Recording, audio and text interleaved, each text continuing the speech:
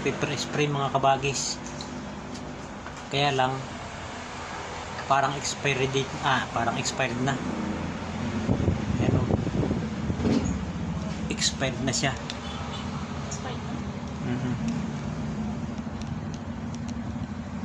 Hindi mapindot mga kabagis, matigas. Expired na nga siguro. Relax na yan.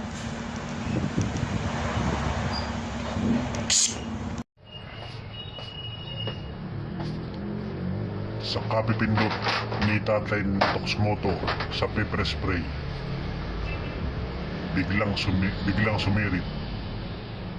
Ano ang nangyari sa tatay ni Toxmoto?